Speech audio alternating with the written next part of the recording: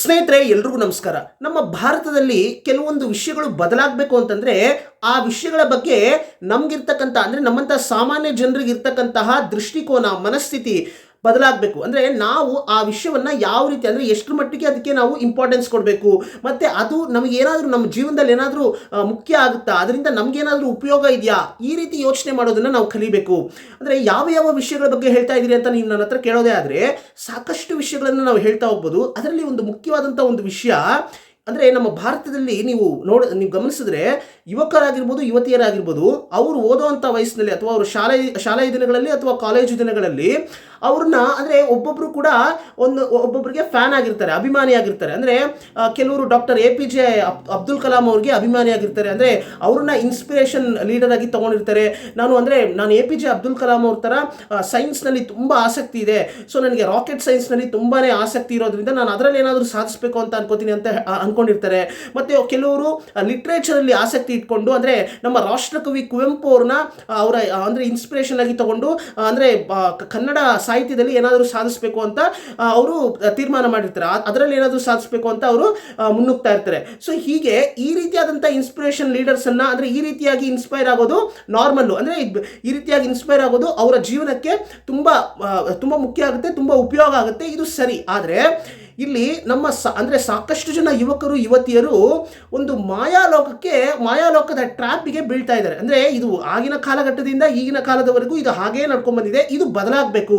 ಯಾವ ಮಾಯಾಲೋಕದ ಟ್ರ್ಯಾಪ್ ಅಂತ ನೀವು ಕೇಳಿದ್ರೆ ಸಿನಿಮಾ. ಎಸ್, ಸಾಕಷ್ಟು ಯುವತಿಯರು ತಮ್ಮ ಇನ್ಸ್ಪಿರೇಷನ್ ಲೀಡರ್ಸನ್ನು ಸಿನಿಮಾ ಥಿಯೇಟರ್ಗಳಿಗೆ ಹೋಗಿ ಅವರು ಹುಡುಕೋದಕ್ಕೆ ಪ್ರಯತ್ನ ಮಾಡ್ತಾ ಇದ್ದಾರೆ. ಅಂದರೆ ಬೆಳ್ಳಿ ಪರದೆಯಲ್ಲಿ ಅವರು ಅವರ ಇನ್ಸ್ಪಿರೇಷನ್ ಲೀಡರ್ಸನ್ನು ಅವರು ಹುಡುಕೋದಕ್ಕೆ ಪ್ರಯತ್ನ ಮಾಡ್ತಾ ಇದ್ದಾರೆ. ಸಿನಿಮಾ ನಟರುಗಳನ್ನೇ ಅವರು ಇನ್ಸ್ಪೈರ್ ಆಗಿ ತಗೊಂಡು ಅಂದರೆ ಅವರು ಏನೇ ಹೇಳಿದ್ರು ಸರಿ, ಅವರು ಏನೇ ಮಾಡಿದ್ರು ಸರಿ, ಅವರು ತಪ್ಪು ಮಾಡಿದ್ರು ಕೂಡ ಅದನ್ನು ಜಸ್ಟಿಫಿಕೇಶನ್ ಕೊಡುವಂಥ ಒಂದು ಮೈಂಡ್ ಸೆಟ್ ಆಗಿರ್ಬೋದು. ಸೊ ಇದು ಆಗಬಾರ್ದು, ಇದು ಒಳ್ಳೆ ಬೆಳವಣಿಗೆ ಅಲ್ಲ ಅನ್ನೋದನ್ನ ನಾನು ಇಲ್ಲಿ ಹೇಳಕ್ಕೆ ಬರ್ತಾ ಇದ್ದೀನಿ. ಮತ್ತೆ ಎಲ್ಲದರ ಅಂದರೆ ಅಭಿಮಾನ ಇರಬೇಕು, ಅಭಿಮಾನ ಇರಬಾರ್ದು ಅಂತಲೂ ನಾನು ಹೇಳ್ತಾ ಇಲ್ಲ. ಅಭಿಮಾನ ಇರಲಿ, ಆದರೆ ಎಲ್ಲಕ್ಕೂ ಕೂಡ ಒಂದು ಲಿಮಿಟ್ ಅನ್ನೋದಿರುತ್ತೆ. ಅಂದರೆ ಅಭಿಮಾನ ಎಷ್ಟು ಮಟ್ಟಿಗೆ ಇರಬೇಕು ಅಂತಂದರೆ ಮೊದಲು ನಾವು ಇಲ್ಲಿ ಇನ್ನೊಂದು ವಿಷಯವನ್ನು ಅರ್ಥ ಮಾಡ್ಕೋಬೇಕು. ಈ ಸಿನಿಮಾ ಅಂತ ಬಂದಾಗ ಸಿನಿಮಾ ಅನ್ನೋದು ultimately it's a product, output. ಅದು ಅಂದರೆ ಒಂದು ಪ್ರೊಡಕ್ಷನ್ ಹೌಸು ಹೇಗೆ ಒಂದು ಇವಾಗ ಈ ಬುಕ್ ಆಗಿರ್ಬೋದು ಅಥವಾ ಮೊಬೈಲ್ಸ್ ಆಗಿರ್ಬೋದು, ವಾಚ್ ಆಗಿರ್ಬೋದು, ಇವೆಲ್ಲ ಒಂದು ಫ್ಯಾಕ್ಟ್ರಿನೋ ಅಥವಾ ಒಂದು ಇಂಡಸ್ಟ್ರಿ ಮ್ಯಾನುಫ್ಯಾಕ್ಚರ್ ಮಾಡುತ್ತೆ, ಅದನ್ನು ಮಾರ್ಕೆಟ್ಗೆ ಬಿಡುತ್ತೆ. ಅದನ್ನು ಅಂದರೆ ಒಳ್ಳೆ ಪ್ರಾಡಕ್ಟ್ ಆಗಿದ್ರೆ ಜನ ತಗೋತಾರೆ, ಇಲ್ಲಾಂದರೆ ಅದು ಪ್ರಾಡಕ್ಟ್ ಇಷ್ಟ ಆಗಿಲ್ಲ ಅಂತಂದರೆ ಅದು ಡಿಮ್ಯಾಂಡ್ ಕಮ್ಮಿ ಆಗುತ್ತೆ. ಸೊ ಹೀಗೆ ಅಂದರೆ ಅಲ್ಟಿಮೇಟ್ಲಿ ಇಟ್ಸ್ ಅ ಬಿಸ್ನೆಸ್. ಅದೇ ರೀತಿಯೇ ಸಿನಿಮಾನೂ ಕೂಡ ಎಷ್ಟೊಂದು ಪ್ರೊಡಕ್ಷನ್ ಹೌಸಸ್ ಇರುತ್ತೆ. ಸೊ ಅವರು ಪ್ರೊಡ್ಯೂಸರ್ಸ್ ಏನು ಮಾಡ್ತಾರೆ, ಅದನ್ನು ಪ್ರೊಡ್ಯೂಸ್ ಮಾಡ್ತಾರೆ ಇನ್ವೆಸ್ಟ್ ಮಾಡಿ ಪ್ರೊಡ್ಯೂಸ್ ಮಾಡಿದಾಗ ಒಂದು ಔಟ್ಪುಟ್ ಆಗುತ್ತೆ, ಒಂದು ಸಿನಿಮಾ ಬರುತ್ತೆ. ಆ ಸಿನಿಮಾನ ಮಾರ್ಕೆಟಿಗೆ ರಿಲೀಸ್ ಮಾಡ್ತಾರೆ, ಜನಕ್ಕೆ ಇಷ್ಟ ಇದ್ರೆ ನೋಡ್ತಾರೆ, ಇಲ್ಲಾಂದರೆ ಅದನ್ನು ನೋಡೋದಿಲ್ಲ, ಅದಕ್ಕೆ ಪ್ರಾಫಿಟ್ ಬರದೆ ಲಾಸ್ ಆಗುತ್ತೆ. ಸೊ ಇದು ಅಲ್ಟಿಮೇಟ್ಲಿ ಬಿಸ್ನೆಸ್ಸು. ಸೊ ಅಲ್ಲಿ ಕೆಲಸ ಮಾಡುವಂಥ ನಟಿಯರಾಗಿರ್ಬೋದು, ಎಲ್ಲರೂ ಕೂಡ ಅವರ ಕೆಲಸ, ಅವರಲ್ಲಿರ್ತಕ್ಕಂತಹ ಪ್ರತಿಭೆಯನ್ನು ಅಲ್ಲಿ ಅವ್ರು ಬಂದು ಅದನ್ನು ಅಸೆಟ್ ಆಗಿ ಅವ್ರು ಯೂಸ್ ಮಾಡ್ಕೋತಾರೆ. ಸೊ ಅವರಲ್ಲಿರ್ತಕ್ಕಂಥ ಪ್ರತಿಭೆ ಅದು ಅವ್ರ ಕೆಲಸನೇ ಅದು. ಸೊ ಅವ್ರು ಕೆಲಸ ಮಾಡ್ತಾರೆ, ಅವರು ಹೊಟ್ಟೆಪಾಡು, ಅವರು ಕೆಲಸ ಮಾಡಿ ಅದಕ್ಕೆ ಪೇಮೆಂಟ್ ತೊಗೊಂಡು ಹೋಗ್ತಾ ಇರ್ತಾರೆ. ನಾವು ಸಿನಿಮಾ ನೋಡಿದಾಗ ಸಿನಿಮಾ ಇಷ್ಟ ಆದರೆ ಸಿನಿಮಾದಲ್ಲಿ ಏನಾದರೂ ಮೆಸೇಜ್ ಕೊಟ್ಟಿದ್ದಾರಾ, ಸಿನಿಮಾದಲ್ಲಿ ಏನಾದರೂ ಒಳ್ಳೆ ವಿಷಯವನ್ನು ಹೇಳಿದಾರಾ, ಅದನ್ನು ನಮ್ಮ ಜೀವನದಲ್ಲಿ ಏನಾದರೂ ನಾವು ಅಳವಡಿಸ್ಕೊಳ್ಳೋದಕ್ಕೆ ಸಾಧ್ಯ ಆಗುತ್ತಾ ಅನ್ನೋದ್ರ ಬಗ್ಗೆ ನಾವು ಯೋಚನೆ ಮಾಡಬೇಕು. ನಮ್ಗೆ ಎಂಟರ್ಟೈನ್ಮೆಂಟ್ ಆಗಿದೆಯಾ, 2.5 ಗಂಟೆ ಚೆನ್ನಾಗಿತ್ತಾ ಸಿನಿಮಾ, ನಮ್ಗೆ ಇಷ್ಟ ಆಯ್ತಾ, ಓಕೆ ಸೂಪರ್ ಸಿನಿಮಾ ಅಂತ ಹೇಳಿ ನಾವು ಹೋಗ್ತಾ ಇರಬೇಕು. ಅಷ್ಟರಲ್ಲೇ ಇರಬೇಕು ಹೊರತು ಅಂದರೆ ಆ ಸಿನಿಮಾಗೆ ಎಮೋಷ್ನಲಿ ಕನೆಕ್ಟ್ ಆಗೋವಂಥದ್ದು, ಕನೆಕ್ಟ್ ಆಗೋದು ಕೂಡ ಅಂದರೆ ಎಮೋಷ್ನಲಿ ಕನೆಕ್ಟ್ ಆಗೋದು ನಾರ್ಮಲ್ಲೇ. ಅಂದರೆ ಕೆಲವೊಂದು ಸೀನ್ಸನ್ನು ನೋಡಿದಾಗ ಅದರಲ್ಲಿ ಅವ್ರು ಆ್ಯಕ್ಟಿಂಗ್ ಮಾಡಿರುವಂಥ ರೀತಿ, ಸೊ ಅವಕ್ಕೆಲ್ಲ ಎಮೋಷ್ನಲಿ ಕನೆಕ್ಟ್ ಆಗೋದು ಮನುಷ್ಯನ ಸಹಜ ಗುಣ. ಕನೆಕ್ಟ್ ಆದರೂ ಕೂಡ ನಾವು ಯಾವಾಗಲೂ ಕೂಡ ಜಾಗೃತಿಯಾಗಿರಬೇಕು, ಅದರಲ್ಲೇ ಮುಳುಗೋಗಬಾರ್ದು. ಮತ್ತು ಆ ಸಿನಿಮಾ ನಟರುಗಳನ್ನು ಸಿನಿಮಾದಲ್ಲಿ ಅವ್ರು ಮಾಡುವಂಥ ವಿಷಯಗಳನ್ನು ನೋಡಿ ಅದನ್ನೇ ನಿಜ ಅಂತ ಅಂದ್ಕೊಂಡು ಅವ್ರನ್ನ ಅಂದರೆ ಅವರೇ ದೇವರು, ಅವರೇ ಅಲ್ಟಿಮೇಟು.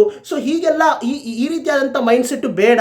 ಸೊ ಅದೆಲ್ಲ ನಿಮ್ಮ ಜೀವನಕ್ಕೆ ಅದರಿಂದ ಆ ರೀತಿಯಾದಂಥ ದಾರಿ ನೀವು ಹೋದರೆ ಅದರಿಂದ ನಿಮ್ಮ ಜೀವನಕ್ಕೆ ಅಂದರೆ ನಿಮ್ಮ ಜೀವನವನ್ನು ನೀವೇ ಹಾಳು ಮಾಡ್ಕೋತಾ ಇದ್ದೀರಿ ಅಂತಲೇ ಅರ್ಥ. ಅಂದರೆ ನಿಮಗೆ ಗೊತ್ತಿಲ್ಲದೆ ನಿಮ್ಮ ಜೀವನದಲ್ಲಿ ನೀವು ಟೈಮ್ ವೇಸ್ಟ್ ಮಾಡ್ತಾ ಇದ್ದೀರಾ, ಆ ಒಂದು ವಿಷಯಗಳಿಗೆ ಟೈಮ್ ವೇಸ್ಟ್ ಮಾಡ್ತಾ ಇದ್ದೀರಾ, ನಿಮ್ಮ ಎನರ್ಜಿಯನ್ನು ವೇಸ್ಟ್ ಮಾಡ್ತಾ ಇದ್ದೀರಾ, ಮತ್ತು ಹಣವನ್ನು ಕೂಡ ವೇಸ್ಟ್ ಮಾಡ್ತಾ ಇದ್ದೀರಾ. ಅಂದರೆ ಟೋಟಲಿ ನಿಮ್ಮ ಲೈಫನ್ನೇ ನೀವು ವೇಸ್ಟ್ ಮಾಡ್ತಾ ಇದ್ದೀರಾ. ಉದಾಹರಣೆ ಹೇಳಬೇಕು ಅಂತಂದರೆ ಈಗ ಯಾವುದೋ ಒಂದು ಸಿನಿಮಾ ನಟನ ಚಿತ್ರ ರಿಲೀಸ್ ಆದರೆ ಒಬ್ಬ ಏನೇ ಹೇಳ್ತಾನೆ, ನನಗೆ ನಾಳೆ ಎಕ್ಸಾಮ್ ಇದೆ, ಆದರೂ ಕೂಡ ನಾನು ಅವರ ಅಭಿಮಾನಿ, ಅವರ ಸಿನಿಮಾ ನಾಳೆ ರಿಲೀಸ್ ಆಗ್ತಾ ಇದೆ, ಹಾಗಾಗಿ ನಾನು ಅವರ ಸಿನಿಮಾಗೆ ನಾನು ಹೋಗೋದು, ನನಗೆ ನನ್ನ ಲೈಫ್ಗಿಂತ ನನಗೆ ಅವರೇ ಮುಖ್ಯ, ಅವರ ಸಿನಿಮಾ ಹಿಟ್ ಆಗಬೇಕು, ಸೊ ಅದೇ ನನಗೆ ಮುಖ್ಯ, ಈ ರೀತಿಯಾದಂಥ ಮೈಂಡ್ ಸೆಟ್ ಇದೆಯಲ್ಲ, ಇದು ಬಹಳ ಬಹಳ ಡೇಂಜರು. ಯಾಕಂತಂದರೆ ಈ ರೀತಿಯಾಗಿ ಎಲ್ಲರೂ ಯೋಚನೆ ಮಾಡಿದ್ರೆ, ಅಂದರೆ ಯುವಕ ಯುವತಿಯರು ಈ ದೇಶದ ಆಸ್ತಿ, ಸೊ ಅವರೇ ಈ ದೇಶದ ಫ್ಯೂಚರ್ ಆಗಿರಬೇಕಾದ್ರೆ ಈ ರೀತಿ ಯುವಕ ಯುವತಿಯರು ಈ ರೀತಿಯಾದಂಥ ಒಂದು ಮಾಯಾಲೋಕದ ಟ್ರ್ಯಾಪ್ನಲ್ಲಿ ಸಿಲುಕಿಕೊಂಡ್ರೆ ಇದು ದೇಶಕ್ಕೆ ಅಲ್ಟಿಮೇಟ್ಲಿ ದೇಶಕ್ಕೂ ಕೂಡ ಲಾಸೆ.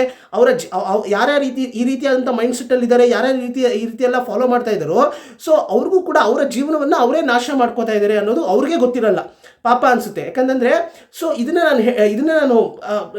ಇದು ನನ್ನ ಅಭಿಪ್ರಾಯವನ್ನು ನಾನು ಹೇಳ್ಕೊತಾ ಇದ್ದೀನಿ ಅಷ್ಟೇ. ಸೊ ಇದ್ರ ಬಗ್ಗೆ ನಿಮ್ಗೇನು ಅನಿಸುತ್ತೆ ಅಂದರೆ, ಇಷ್ಟರ ಮಟ್ಟಿಗೆ ಬದಲಾವಣೆಗಳು, ಇಷ್ಟರ ಮಟ್ಟಿಗೆ ಅಂದರೆ India is the 4th largest economy in the world, GDP ಅಂತೆಲ್ಲ ಹೇಳ್ತೀವಲ್ಲ, ಸೊ ಎಷ್ಟೋ ಬದಲಾವಣೆಗಳು, ಎಷ್ಟೋ ಅಂದರೆ ಡೆವಲಪ್ಮೆಂಟ್ ಆಗ್ತಾ ಇರುವಂತಹ ಒಂದು ಎರಾದಲ್ಲಿ ಕೂಡ ಈ ರೀತಿಯಾದಂಥ ಕೆಲವೊಂದು ವಿಷಯಗಳು ಬದಲಾಗದೆ ಹಾಗೇ ಇದೆಯಲ್ಲ, ಇದೆಲ್ಲ ಬದಲಾಗಬೇಕಲ್ವಾ ಅಂತ ನಾವು ಅರ್ಥ ಮಾಡ್ಕೋಬೇಕಲ್ವ ಸ್ನೇಹಿತರೆ. ಯಾಕಂದರೆ ಇವಾಗ ಫಾರ್ ಎಕ್ಸಾಂಪಲ್ ನೀವು ಮಲಯಾಳಂ ಇಂಡಸ್ಟ್ರಿಯನ್ನು ನೀವು ತೊಗೊಂಡ್ರೆ, ಅಲ್ಲೂ ಕೂಡ ಸಾಕಷ್ಟು ಒಳ್ಳೊಳ್ಳೆ ನಟರಿದ್ದಾರೆ. ಮಮ್ಮೂಟಿ ಅವರಾಗಿರ್ಬೋದು, ಮೋಹನ್ ಲಾಲ್ ಅವರಾಗಿರ್ಬೋದು, ಅಲ್ಲೆಲ್ಲ ಅಂದರೆ ಅಲ್ಲೂ ಕೂಡ ಅಭಿಮಾನಿಗಳಿದ್ದಾರೆ, ಇಲ್ಲ ಅಂತ ಹೇಳಿಲ್ಲ. ಆದರೆ ನೀವು ಅಂದರೆ ಇಷ್ಟರ ಮಟ್ಟಿಗೆ ಅಂದರೆ ಕರ್ನಾಟಕದಲ್ಲಾಗಿರ್ಬೋದು, ಆಂಧ್ರದಲ್ಲಾಗಿರ್ಬೋದು, ತಮಿಳ್ನಾಡಲ್ಲಾಗಿರ್ಬೋದು, ಅಥವಾ ಬೇರೆ ಯಾವುದೇ ಸ್ಟೇಟನ್ನು ನೀವು ತೊಗೋಬೋದು. ಸೊ ಇಲ್ಲಿ ಮಾಡುವಂತಹ ಸೆಲೆಬ್ರೇಷನ್ನು ನೀವು ಕೇರಳದಲ್ಲಿ ನೋಡೋದಕ್ಕೆ ಸ್ವಲ್ಪ ಕಮ್ಮಿ ಅಂತ ನನಗನ್ಸುತ್ತೆ. ನನಗೆ ತಿಳಿದಿರೋ ಮಟ್ಟಿಗೆ ಕೇರಳದಲ್ಲಿ ಈ ರೀತಿಯಾದಂಥ ಒಂದು ಮನೋಭಾವನೆ, ಈ ರೀತಿಯಾದಂಥ ಮೈಂಡ್ಸೆಟ್ಟು ಅಲ್ಲಿ ಕಮ್ಮಿ. ಯಾಕಂತಂದರೆ ಅಲ್ಲಿ ಲಿಟ್ರೇಟ್ಸು ಅಂದರೆ ಎಜುಕೇಟರ್ಸ್ ಜಾಸ್ತಿ ಇದ್ದಾರೆ ಅಂತ ನಮ್ಮೆಲ್ರಿಗೂ ಗೊತ್ತು. ಕೇರಳದಲ್ಲಾಗಿರ್ಬೋದು ಅಥವಾ ತಮಿಳ್ನಾಡಲ್ಲೂ ಅಷ್ಟೇ ಲಿಟ್ರೇಚರ್ಸ್ ಅಂದರೆ ಲಿಟ್ರಸಿ ಜಾಸ್ತಿ ಇದ್ದರೂ ಕೂಡ ತಮಿಳ್ನಾಡಲ್ಲಿ ಅದು ಯಾಕೋ ಅದು ಕೂಡ ಅದಿನ್ನೂ ಕಂಟಿನ್ಯೂ ಆಗ್ತಾನೆ ಇದೆ. ತಮಿಳ್ನಾಡಲ್ಲೂ ಕೂಡ ಈ ರೀತಿಯಾದಂಥ ಒಂದು ಮನಸ್ಥಿತಿ ಇರ್ತಕ್ಕಂಥ ಯುವಕ ಯುವತಿಯರು ಅಲ್ಲೂ ಕೂಡ ಹೆಚ್ಚು ಮಂದಿ ಇದ್ದಾರೆ. ಆದರೆ ಕೇರಳದಲ್ಲಿ ಹೀಗೆ ಅಂದರೆ ಸಿನಿಮಾ ನೋಡ್ತಾರೆ, ಚೆನ್ನಾಗಿದ್ರೆ ಪ್ರೋತ್ಸಾಹ ಮಾಡ್ತಾರೆ. ಇವತ್ತಿನ ಕಾಲಘಟ್ಟದಲ್ಲಿ ಮಲಯಾಳಂ ಇಂಡಸ್ಟ್ರಿಯಲ್ಲಿ ಬರುವಂಥ ಕಂಟೆಂಟೇ ಹೀರೋ. ಅಲ್ಲಿ ಹೀರೋನ ನೋಡಿ ಸಿನಿಮಾ ನೋಡಲ್ಲ, ಕಂಟೆಂಟ್ ಚೆನ್ನಾಗಿದೆಯಾ ಅಂತಂದರೆ ಖಂಡಿತ ಆ ಸಿನಿಮಾನ ಪ್ರೋತ್ಸಾಹ ಮಾಡ್ತಾರೆ. ಸೊ ಇದೆಲ್ಲ ನನ್ನ ಅಭಿಪ್ರಾಯವನ್ನು ನಾನು ವ್ಯಕ್ತಪಡಿಸ್ತಾ ಇದ್ದೀನಿ ಅಷ್ಟೇ. ಹಾಗಂತ ಕೇರಳದಲ್ಲಿ ಈ ರೀತಿಯಾದಂಥ ವಿಷಯಗಳು ನಡೆಯಲ್ವ ಅಂತಂದರೆ ಕೇರಳದಲ್ಲೂ ನಡೆಯುತ್ತೆ. ಹೋಲ್ ಭಾರತದಲ್ಲೇ ನಡೆಯುವಂಥ ವಿಷಯಗಳು ಇವೆಲ್ಲ. ಬರೀ ಸಿನಿಮಾ ನಟರುಗಳಿಗೆ ಮಾತ್ರ ಅಲ್ಲ, ಅಥವಾ ನಟಿಯರಿಗೆ ಮಾತ್ರ ಅಲ್ಲ, ಇಲ್ಲಿ ಪೊಲಿಟಿಷಿಯನ್ಸ್ಗೆ ಮತ್ತು ಅವರು ಹೇಳುವಂತಹ, ಅವ್ರು ಕೊಡುವಂತಹ ಅವರ ಐಡಿಯಾಲಜಿಗೆ, ಸೊ ಎಲ್ಲಕ್ಕೂ ಕೂಡ ಎಲ್ಲದರಲ್ಲೂ ಕೂಡ ಅಂದರೆ ನಾನು ಆ ಐಡಿಯಾಲಜಿಯನ್ನು ಫಾಲೋ ಮಾಡ್ತೀನಿ, ಈ ಐಡಿಯಾಲಜಿಯನ್ನು ಫಾಲೋ ಮಾಡ್ತೀನಿ, ಮತ್ತು ಈ ಒಂದು ಪೊಲಿಟಿಷಿಯನ್ಗೆ ನಾನು ತುಂಬ ಅಭಿಮಾನಿಯಾಗಿದ್ದೇನೆ, ಸೊ ಅವರನ್ನು ನಾನು ಫಾಲೋ ಮಾಡ್ತೀನಿ. ಇವೆಲ್ಲ ನಿಮ್ಮ ಜೀವನಕ್ಕೆ ಯಾವುದೇ ರೀತಿಯಾದಂಥ ಉಪಯೋಗ ಆಗೋದಿಲ್ಲ. ನೀವು ನಿಮ್ಮ ಜೀವನದಲ್ಲಿ ನಾಲೆಡ್ಜ್ ಅಂದರೆ ಅರಿವನ್ನು ನೀವು ಹುಡುಕ್ತಾ ಹೋಗಬೇಕು. ಆದಷ್ಟು ನೀವು ನಾಲೆಡ್ಜನ್ನು ಗೇನ್ ಮಾಡ್ಕೋತಾ ಹೋಗಿ. ನೀವು ಎಷ್ಟು ಮಟ್ಟಿಗೆ ನೀವು ಅರಿವನ್ನು ಬೆಳೆಸ್ಕೋತಾ ಹೋಗ್ತಿರೋ, ಎಷ್ಟು ಮಟ್ಟಿಗೆ ನೀವು ನಾಲೆಡ್ಜನ್ನು ಗೇನ್ ಮಾಡ್ತಾ ಹೋಗ್ತಿರೋ, ಅಷ್ಟರ ಮಟ್ಟಿಗೆ ನಿಮ್ಮ ಜೀವನ ಅಂದರೆ ಬೆಳೀತಾ ಹೋಗುತ್ತೆ.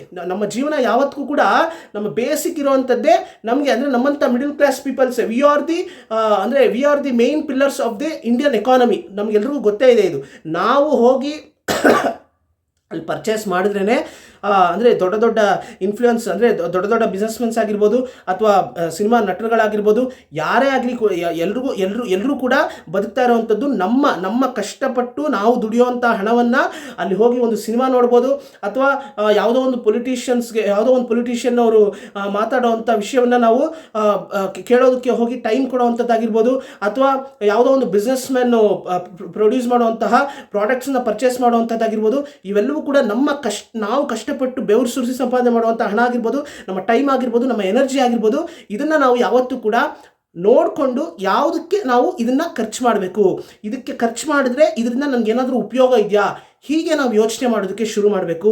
ಅಟ್ ದ ಸೇಮ್ ಟೈಮ್ ನೀವು ಪೊಲಿಟಿಷಿಯನ್ಸ್ನ ತಗೊಳ್ಳಿ, ಅಥವಾ ಆ್ಯಕ್ಟರ್ಸ್ನ ತಗೊಳ್ಳಿ, ಆ್ಯಕ್ಟ್ರೆಸಸ್ನ ತಗೊಳ್ಳಿ, ಎಲ್ಲರೂ ಕೂಡ ಟೈಮ್ ಮ್ಯಾನೇಜ್ಮೆಂಟ್ ತುಂಬ ಚೆನ್ನಾಗಿ ಮಾಡ್ತಾರೆ. ಅವರು ಯಾವುದೇ ಅಂದರೆ ನಮ್ಮ ಥರ ಅಂದರೆ ನಮ್ಮಂಥ ಸಾಮಾನ್ಯ ಜನರ ವೀಕ್ನೆಸ್ ಏನಪ್ಪ ಅಂತಂದರೆ ಟೈಮ್ನ ಫಾಲೋನೇ ಮಾಡೋದಿಲ್ಲ. ಎಷ್ಟೋ ಜನ ಟೈಮ್ ಫಾಲೋ ಮಾಡೋದಿಲ್ಲ, ಮತ್ತು ಅಗತ್ಯನೇ ಇಲ್ಲದೆ ಇರ್ತಕ್ಕಂಥ ವಿಷಯಗಳಿಗೆಲ್ಲ ನಾವು ಟೈಮ್ ವೇಸ್ಟ್ ಮಾಡ್ತಾ ಇರ್ತೀವಿ. ಅಂದರೆ ಈ ಆ್ಯಕ್ಟರ್ಗೆ ನಾನು ಫ್ಯಾನು, ಈ ಆ್ಯಕ್ಟರ್ ಕಂಡ್ರೆ ನನಗೆ ಆಗೋದಿಲ್ಲ. ಸೊ ಇದ್ರ ಬಗ್ಗೆ ಅಂದರೆ ಅವರ ನಡುವೆನೇ ಒಂದು ಘರ್ಷಣೆಯನ್ನು ಉಂಟು ಮಾಡಬೇಕು ಸೋಷಿಯಲ್ ಮೀಡಿಯಾದಲ್ಲಿ. ಸೊ ಈ ರೀತಿಯಾದಂಥ ಮೈಂಡ್ಸೆಟ್, ಇದರಿಂದ ನಿಮಗೂ ಏನು ಉಪಯೋಗ ಇಲ್ಲ. ಅದನ್ನು ನೀವು ಪೋಸ್ಟ್ ಮಾಡೋದ್ರಿಂದ ಯಾರಿಗೂ ಕೂಡ ಏನು ಉಪಯೋಗ ಇಲ್ಲ. ಅಂದರೆ ಅದನ್ನು ನೋಡಿ ಟೈಮ್ ಪಾಸ್ ಮಾಡೋರಿಗೆ ಒಂದು ಒಳ್ಳೆ ಎಂಟರ್ಟೈನ್ಮೆಂಟ್ ಆಗಿರುತ್ತೆ ಅಷ್ಟೇ. ಅದು ಅಲ್ಟಿಮೇಟ್ಲಿ ಯಾರಿಗೂ ಕೂಡ ಉಪಯೋಗ ಇಲ್ಲ. ಈ ಸಮಾಜಕ್ಕೆ ಯಾವುದೇ ರೀತಿಯಾದಂಥ 0.1% ಕೂಡ ಅದರಿಂದ ಯಾವುದೇ ರೀತಿಯಾದಂಥ ಉಪಯೋಗ ಆಗೋದಿಲ್ಲ. ಸೊ ಹಾಗಾಗಿ ನಾಲೆಡ್ಜನ್ನು ನೀವು ಗೈನ್ ಮಾಡ್ಕೋತಾ ಹೋದರೆ ನಿಮ್ಮ ಜೀವನ ಚೆನ್ನಾಗಿರುತ್ತೆ. ಅಟ್ ದ ಸೇಮ್ ಟೈಮ್ ಜೀವನದಲ್ಲಿ ಡಿಸಿಪ್ಲೈನು ಮತ್ತು ನಾಲೆಡ್ಜನ್ನು ಗೈನ್ ಮಾಡ್ಕೋತಾ ಹೋಗಬೇಕು, ಡಿಸಿಪ್ಲೈನ್ ಆಗಿರಬೇಕು. ಸೊ ಇವೆರಡನ್ನು ಫಾಲೋ ಮಾಡಿದ್ರೆ ಖಂಡಿತ ನಮ್ಮ ಜೀವನದಲ್ಲಿ ನಾವು ಏನನ್ನು ಅಂದ್ಕೊಂಡಿದ್ದೀವೋ ಅದನ್ನು ಸಾಧಿಸ್ಬೋದು. ನಾವು ಮೊದಲು ನಮ್ಮನ್ನು ಪ್ರೀತಿಸಬೇಕು ಅನ್ನೋದು ಇಲ್ಲಿ ನಾನು ಕಡೆಯದಾಗಿ ಹೇಳೋವಂಥ ಒಂದು ವಿಷಯ. Last and but not the least ಅಂತ ಹೇಳ್ತೀನಿ ಇಲ್ಲಿ. ಅಂದರೆ ನಾವು ಯಾವತ್ತೂ ಕೂಡ self love is very very important ಅಂತ ಹೇಳ್ತಾರೆ. ನಾವು ನಮ್ಮನ್ನು ಪ್ರೀತಿಸಬೇಕು. ನಮ್ಮನ್ನು ಪ್ರೀತಿಸೋದಕ್ಕೆ ನಾವು ಶುರು ಮಾಡಿದಾಗ ಆಟೋಮೆಟಿಕಲಿ ನಾವು ಡಿಸಿಪ್ಲೈನ್ಡ್ ಪೀಪಲ್ ಆಗಿ ಬದಲಾಗ್ತೀವಿ, ಡಿಸಿಪ್ಲೈನ್ ಆಗಿರೋದಕ್ಕೆ ಶುರು ಮಾಡ್ತೀವಿ. ನಮ್ಮನ್ನು ಪ್ರೀತಿಸಬೇಕು, ನಮ್ಮ ಆರೋಗ್ಯದ ಬಗ್ಗೆ ನಾವು ಗಮನ ಕೊಡಬೇಕು. ಅಂದರೆ ನಾವು ಯಾವುದರಲ್ಲಿ ಟೈಮನ್ನು ವೇಸ್ಟ್ ಮಾಡ್ತಾ ಇದ್ದೀವಿ, ಯಾವುದರಲ್ಲಿ ಟೈಮನ್ನು ವೇಸ್ಟ್ ಮಾಡಬಾರ್ದು, ಯಾವುದರಲ್ಲಿ ಟೈಮನ್ನು ಖರ್ಚು ಮಾಡಬೇಕು, ಎನರ್ಜಿಯನ್ನು ಖರ್ಚು ಮಾಡಬೇಕು, ಮತ್ತು ನನ್ನ ಜೀವನದಲ್ಲಿ ನನ್ನ ಪರ್ಪಸ್ ಏನು, ಇದ್ರ ಬಗ್ಗೆ ನಾವು ಯೋಚನೆ ಮಾಡಬೇಕು. ಸೊ ಈ ರೀತಿಯಾದಂಥ ಯೋಚನೆಗಳನ್ನು, ಈ ರೀತಿಯಾದಂಥ ಒಂದು ಮೈಂಡ್ಸೆಟ್ಟನ್ನು ಬೆಳೆಸ್ಕೊಳ್ಳಿ ಅಂತ ಹೇಳ್ತಾ ಇದನ್ನು ನಾನು ಹೇಳಬೇಕು ಅಂದ್ಕೊಂಡೆ. ಇದು ನನ್ನ ಅಭಿಪ್ರಾಯ ಅಷ್ಟೇ. ಈಗ ನಾನು ಡಿಸ್ಕಸ್ ಮಾಡಿರೋಂಥ ವಿಷಯಗಳ ಬಗ್ಗೆ ನಿಮ್ಮ ಅಭಿಪ್ರಾಯ ಏನೇ ಇದ್ದರೂ ನೀವು ಕಮೆಂಟ್ ಸೆಕ್ಷನಲ್ಲಿ ವ್ಯಕ್ತಪಡಿಸ್ಬೋದು ಅಂತ ಹೇಳ್ತಾ, ಇದೇ ರೀತಿ ಒಳ್ಳೊಳ್ಳೆ ವಿಷಯಗಳನ್ನು ಮಾತಾಡೋಣ. ಪಾಸಿಟಿವ್ ಆಗಿರಿ, ಕಂಟಿನ್ಯೂಸ್ಲಿ ನಾಲೆಡ್ಜನ್ನು ಗೈನ್ ಮಾಡ್ತಾ ಇರಿ ಅಂತ ಹೇಳ್ತಾ ಎಲ್ರಿಗೂ ನಮಸ್ಕಾರ ಸ್ನೇಹಿತರೆ.